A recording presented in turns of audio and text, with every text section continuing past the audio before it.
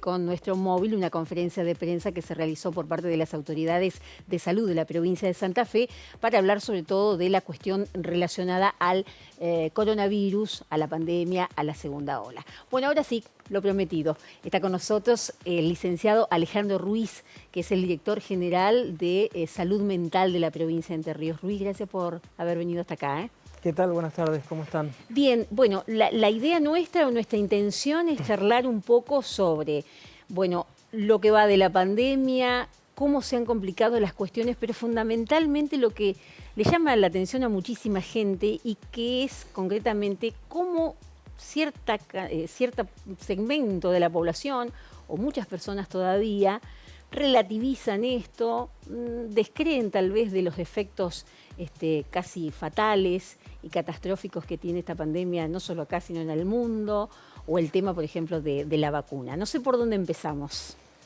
Bueno, yo creo esto que decís es muy cierto. Yo creo que está predominando un mecanismo psíquico que nosotros llamamos renegatorio.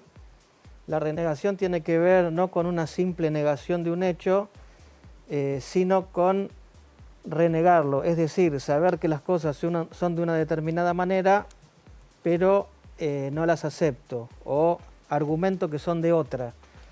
Esto yo creo que tiene que ver con, por un lado, esta situación es muy angustiante. Creo que si hay algo que ha puesto en el tapete esta pandemia es que la especie humana es muy vulnerable y muy frágil. Y esto angustia, y no es fácil convivir con eso todos los días. Así que creo que, por un lado, está esa cuestión. No aceptar la realidad porque la realidad no es la que queremos. Esto de a mí no me va a pasar. Y esto de a mí no me va a pasar tiene también un costado individualista. O sea, por un lado es renegatorio porque pienso que a mí no me va a pasar, porque conozco a no sé quién que se contagió y tuvo síntomas leves, entonces a mí no me va a pasar y si me pasa lo voy a llevar bien, no es para tanto, esto que vos decías de relativizar el cuadro, pero a la vez, lamentablemente, estamos viviendo en una sociedad muy individualista donde el otro no nos importa, porque yo puedo creer que si me contagio lo voy a transitar con síntomas leves, pero puedo contagiar a otra persona que tiene factores de riesgo y que puede tener sí síntomas graves, puede terminar en una internación, puede terminar en un uso de respirador o puede fallecer. Además, al ser un virus muy desconocido, estamos todo el tiempo viendo situaciones que no son las probables. Por ejemplo, en esta segunda ola tenemos jóvenes fallecidos de 40 años, por ejemplo, sin antecedentes. O sea, entonces, en este sentido me parece que hay algo de a mí no me va a pasar, pero también una falta de consideración por el otro. Negación, falta de empatía, ahí ya llevamos dos elementos importantes. Y cuando se esgrime, por ejemplo, el concepto de la libertad, yo no acato las restricciones, yo sigo haciendo lo que quiero hacer porque de última es mi libertad y con mi libertad nadie se mete. Yo ese concepto de libertad individual no lo entiendo. Yo, por ejemplo, pienso en los grandes próceres de nuestra historia que siempre lucharon por una libertad colectiva. Cuando uno en la historia de la humanidad se pone a ver las grandes luchas por la libertad, son luchas por la libertad en lo colectivo, son luchas sociales. Yo no me quiero imaginar lo que pensaría San Martín, por ejemplo, del concepto de libertad individual. Bien. Entonces, realmente... Digo porque hay mucha gente que reivindica a San Martín, pero están en la postura de no está pasando nada o yo hago lo que quiero. Increíblemente, ¿eh? Sí, por eso digo, es un concepto que yo no lo termino de entender y es una posición muy egoísta. Y está asociado a algo que están llamando hoy una conducta libertaria, que es un término muy paradojal, que supongo que los periodistas los tendrán que desarrollar un poco más, porque realmente no se entiende qué tiene que ver eso con la libertad. ¿Cuál ha sido el papel, por ejemplo, de los medios de comunicación? Que por un lado, digamos, intentan informar, alertar, mostrar todo esto que está pasando, pero también hay grandes medios hegemónicos que desde un comienzo negaron esto. Bueno, por un lado creo que está la obligación de informar, que lo hacen y me parece que es un deber de los medios de comunicación, por un lado, los que lo hacen honestamente al menos.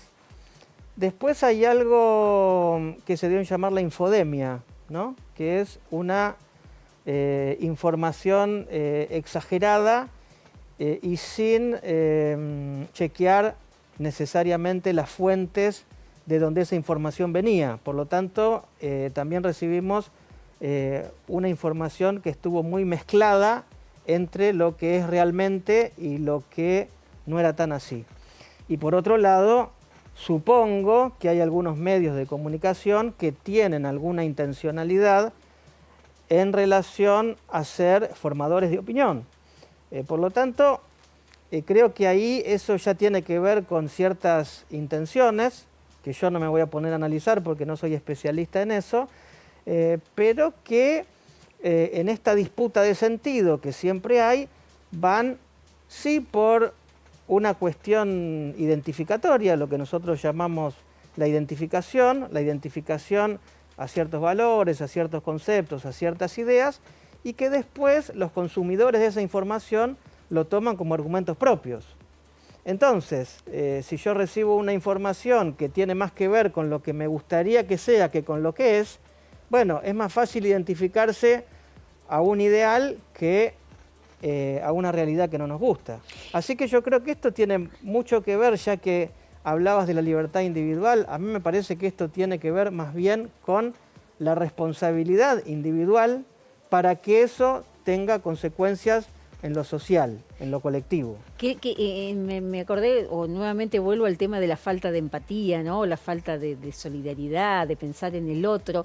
Digo, cuando empezó esto, aplaudíamos a las 9 de la noche, por ejemplo, los trabajadores de salud. Bueno, ahora ya nadie los aplaude y el otro día hasta hubo una fiesta clandestina a una cuadra del Hospital San Martín. ¿Qué le decimos a esas personas? Bueno, insisto, yo entiendo que hay un desgaste en relación a este escenario sanitario. Llevamos más de un año con diferentes picos y con diferentes ondulaciones, pero llevamos más de un año. Estamos todos cansados de ciertas cosas, pero me parece que estando con esa gran cantidad de camas de terapia intensiva ocupadas, con esa gran cantidad de internados, de habitantes que transitan la enfermedad teniendo que requerir de un respirador artificial, con la cantidad de fallecidos que tenemos. O sea, tenemos más de 50.000 personas en el país que han fallecido por esta causa. Seguir pensando que esto no es tan así, que no es para tanto, me parece una falta de respeto.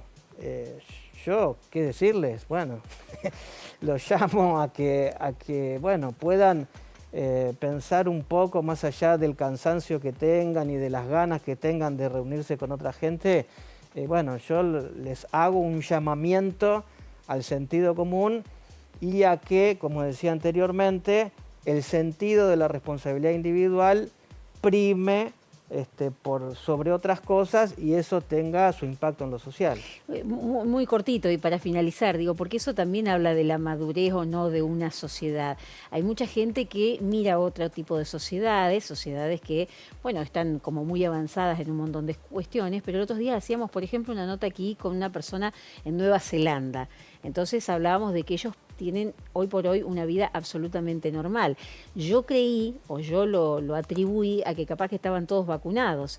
Y me decía esta persona, oriunda entrerriana de Cerrito, que no, que es porque en su momento acataron las restricciones que les impusieron y eso permitió, digamos, de bajar la línea de contagios, los casos, y que hoy por hoy, a pesar de que falta muchísimo para que estén todos vacunados, hoy pueden tener casi una vida normal, no hay casos positivos casi. Uh-huh. Sí, por eso digo, me parece que la cuestión de la responsabilidad acá es central. Yo te doy un ejemplo personal. Yo ya tuve COVID y ya estoy vacunado con las 2 dosis por ser personal de salud. Y yo uso el barbijo sobre todo para, en caso de enfermarme, no contagiar a los otros. Exacto. Porque es muy probable que si yo me vuelvo a contagiar, lo transite con síntomas leves. Es muy probable, no es seguro, pero es muy probable.